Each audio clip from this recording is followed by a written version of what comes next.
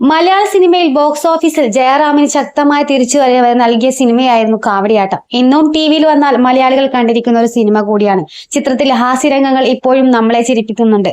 ജയറാം നായകനായ ഈ സിനിമയിൽ ജഗതി ശ്രീകുമാർ, ഇന്ദ്രൻ, സിദ്ദീഖ്, സുചിത്ര, സിന്ധുജ, കൽപ്പന തുടങ്ങിയവർ പ്രധാന വേഷങ്ങളിൽ എത്തുന്നുണ്ട്.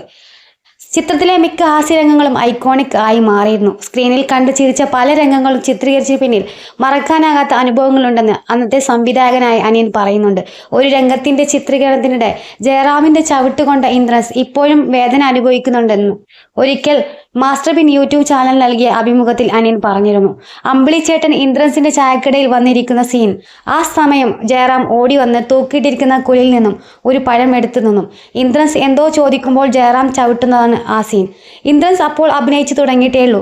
അതുകൊണ്ട് തന്നെ ചവിട്ടുന്നതിന് ഒരു ലെങ്ത് ഉണ്ട്, ഫൈറ്റ് ചെയ്യുന്നതിനും ഒരു ലെങ്ത് ഉണ്ട്.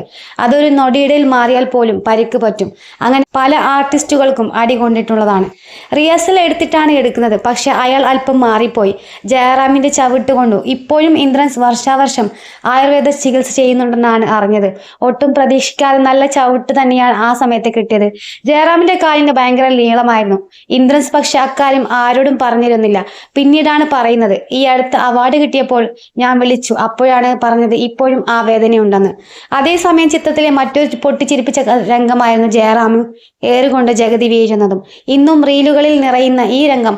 പക്ഷേ താൻ ഈ രംഗം ചിത്രീകരിച്ചത് പേടിയോടെയായിരുന്നുവെന്നും അനിയൻ പറയുന്നുണ്ട്. കാരണം ജഗതിയുടെ വീഴ്ചയായിരുന്നു ആ പേടിക്ക് കാരണം.